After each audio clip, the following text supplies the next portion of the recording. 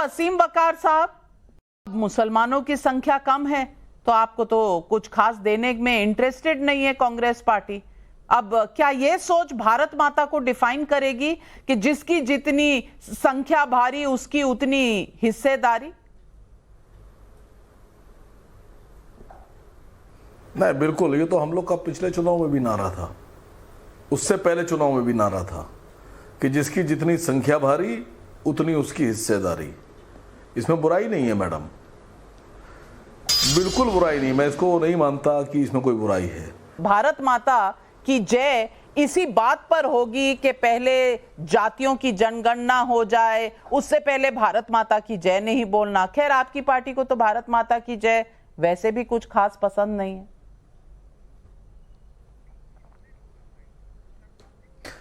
नहीं, देखिए, हर धर्म में मां का सम्मान बताया गया है, लेकिन सम्मान कैसे होगा? मोहब्बत सबकी समान होती है, मां सबकी होती है, लेकिन सम्मान कैसे होगा ये धर्मों के उसूलों के हिसाब से होता है। हमारे क्या कहा गया, मादरे वतन, वतन हमारी मां है। हमारे क्या कहा गया है कि हुब्बुल वतनी व मिनल ईमान, वतन से मोहब्बत आधा ईमान है मुसलमान का, और आधे ईमान में बाकी सब है। हमारे क्या ये है माना वतन का, हुब्बुल वतनी का, वतन से मोहब्बत का। हम भी कहते हैं मादरे वतन। आप अपनी माँ की पैर छूती हैं, हम अपने माँ के कदमों में बैठते हैं। तो तरीका अलग अलग हो सकता है, लेकिन वतन सबकी माँ है, चाहे हिंदू हो, मुसलमान हो, सिख हो, ईसाई हो, जो भी इस वतन में पैदा हुआ है, ये वतन हर उस इंसान की माँ है जो इसमें पैदा हुआ। इसमें क्या बुराई है? कोई बुराई नहीं। अलग अलग हो सकते हैं प्यार कोई बुराई नहीं है अजय आलोक जी। अब माता को भी, अपनी माँ को भी बांटने का पूरा इंतजाम हो गया है, लेकिन खूबसूरती से धर्म की आड़ में कि भारत माता को भी किस तरह बांटना है। एक तरफ कांग्रेस पार्टी है जो बांटने पे आमादा है, और दूसरी तरफ कह दीजिए असीम वकार साहब खूबसूरती से कह रहे हैं तरीका अलग अलग है। धर्म तय करेगा कि कितना ईमान, कितना हमारी जान भारत मां के लिए। नहीं, असीम वकार के लिए तो एक बात कहना है नविका जी, इन्होंने कहा कि बिल्कुल हमारी जन्मभूमि मां के समान है। हमारी जन्मभूमि भारत माता है, लेकिन मां की जय कहने में इनके नेता कहते हैं वैसे कि गले पे छुरी रख दो तभी भारत माता की जय नहीं कहूंगा। नेता से इनके अलग विचार हैं, तो मैं इनको क्या बोलूं, ये बोलने लायक ही नहीं है, छोड़ दीजिए इनको। देखिए, जहां तक हमारी बात है, तो हम तो कहते हैं कि जन्मभूमेश्च स्वर्गाधपि गरीयसी, ये जन्मभूमि जन्म देवी मां से भी महान है। हमारी पार्टी का सिद्धांत भी यही है, राष्ट्र प्रथम, दूसरी पार्टी, अंत में मैं।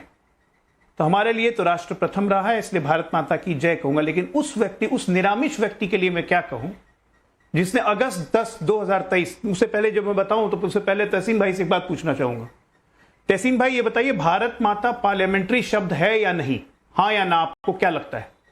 बस हाँ या ना में बोलिएगा, आपको क्या लगता है? भारत माता पार्लियामेंट्री शब्द है या नहीं? बिल्कुल पार्लियामेंट्री शब्द है। जो इसे अपार्लियामेंट्री, जो इसको नॉन पार्लियामेंट्री शब्द कहे, ठीक है, जो इसे नॉन पार्लियामेंट्री शब्द कहेगा वैसे व्यक्ति को आप क्या कहेंगे? मैं कॉन्टेक्स्ट नहीं जानता हूं, बट पार्लियामेंट्री शब्द है। कॉन्टेक्स्ट नहीं जानता हूं, हर चीज की कॉन्टेक्स्ट होती है।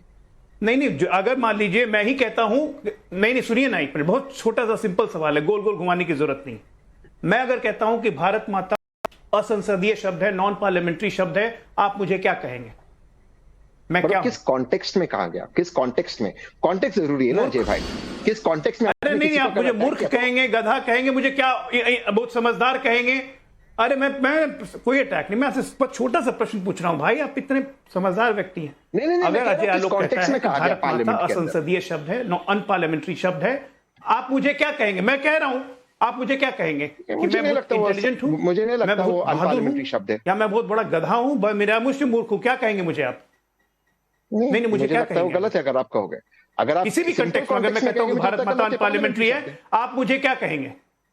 मुझे लगता है कि वो पार्लियामेंट्री शब्द है। अगर आप ऐसे अनपार्लियामेंट्री अगर मैं कहूंगा तो मेरे बारे में क्या ओपिनियन होगी आपकी? इत्तेफाक नहीं रखो, मैं इत्तेफाक नहीं रखूंगा। उस बात पर। इत्तेफाक नहीं रखते, लेकिन आप मेरे बारे में ओपिनियन क्या रखेंगे कि मैं किस तरह का व्यक्ति हूं? मैं किस तरह का व्यक्ति इस बात की आप बात क्या ओपिनियन बनाएंगे? व्यक्तिगत नहीं, कोई नहीं बताऊंगा, पता होगा कि ये ठीक है। हाँ? पार्लियामेंट्री शब्द है, मैं सोचूंगा पार्लियामेंट्री शब्द है, क्यों कह रहे हो कि अनपार्लियामेंट्री शब्द है? मैं ऐसे कहूंगा, मैं आपसे पूछूंगा, मैं आपकी वजह जानने की कोशिश करूंगा। अगर नरेंद्र मोदी कहेंगे, एक मिनट, अगर नरेंद्र मोदी इस देश के प्रधान, एक मिनट, अगर नरेंद्र मोदी इस देश के प्रधानमंत्री कहेंगे कि भारत माता is unparliamentary now in India, आप क्या कहेंगे नरेंद्र मोदी के बारे में? ये गलत है, इस बात से मैं इत्तेफाक नहीं रखता हूं। क्यों इस तरह की बातें कर रहे हैं? नरेंद्र मोदी कोई आम आदमी नहीं है, देश के प्रधानमंत्री जो भी है, क्योंकि कोई भी कहेगा भारत माता अनपार्लियामेंट्री है, तो मैं उससे इत्तेफाक नहीं रखूंगा। आपके आइडियल, एक मिनट तहसीन भाई सुनिए, आपके आइडियल 10 अगस्त 2023 उन्होंने सीधा बोला कि नाउअडेज भारत माता इज अनपार्लियामेंट्री इन इंडिया। जिस व्यक्ति का परिवार इस देश के टुकड़े कर चुका, अपनी मां के विभाजन कर चुका हो, सिर्फ प्रधानमंत्री बनने के लिए, जिसने अखंड भारत का कभी ख्याल नहीं रखा, उसको भारत माता का मत अनपार्लियामेंट्री लगता है, असंसदीय लगता है, वो व्यक्ति आपको लगता है कि भारत माता के बारे में सोचेगा? उसकी सोच ही नहीं है भारत माता के बारे में। मैं सुनवा देती हूँ उन्होंने, राहुल गांधी ने क्या कहा, मैं सुनवा देती हूँ। Yes, apparently Bharat Mata is an unparliamentary word. Yes, apparently Bharat Mata is an unparliamentary word. अब ये उनका एक वक्तव्य एक्सपंज किया गया था। भारत माता के बारे में नहीं पता, वो भारत माता की जय बोले। क्लैरिफाई करने का मौका दीजिए। हाँ, नाविका जी, उनकी बातें पार्लियामेंट में एक्सपंज करी गई थी और जब उनसे रिपोर्टर ने पूछा ये कहा, इसमें क्लैरिफिकेशन की क्या बात है? फ्लोर ऑफ द हाउस पे बोला ये मेरा चांस है। उन्होंने कहा कि भारत माता का मर्डर किया जा रहा है, भारत माता को मर्डर किया जा रहा है, जैसे अलग अलग भारत माताएं हैं। अगर हिंदुस्तान में 40 स्टेट है तो 40 भारत माताएं, भारत माता का मर्डर किया जा रहा है। जिसकी बुद्धि इतनी कम हो, उसके बारे में पैरवी क्यों करते हो तहसीन भाई? देश में मजाक का विषय बनते हैं आप, मत कीजिए प्लीज। कांग्रेस पार्टी की वकालत कीजिए, बहुत समझदार लोग हैं। कमलनाथ जी की वकालत कीजिए, बहुत समझदार इंसान है। वाई राहुल गांधी भाई, ऊपर का खाना खाली है उनका, चलिए जबरदस्ती नेता बनाने के लिए पड़ेगा कांग्रेस को। तहसीन पूनावाला जवाब। पार्लियामेंट्री क्या है भाई?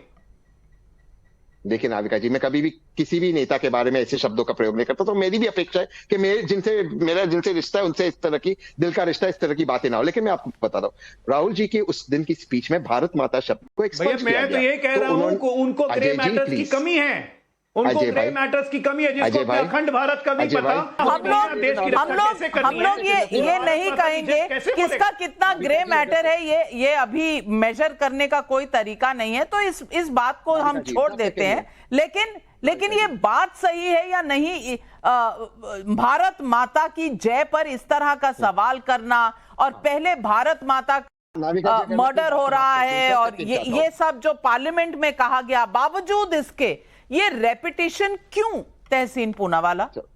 नाविका जी, आज जो आपके शो पे हुआ, यही बात से मुझे चिंता होती है। राहुल गांधी जी ने एक चीज कही सरकास्टिकली, अपेरेंटली भारत माता इज अनपार्लियामेंट्री। वो सरकास्टिकली कह रहे क्योंकि सरकार ने उनकी स्पीच को एक्सपंज किया, भारत माता शब्द को एक्सपंज किया। आज उस बात को उनके खिलाफ इस्तेमाल किया जा रहा है।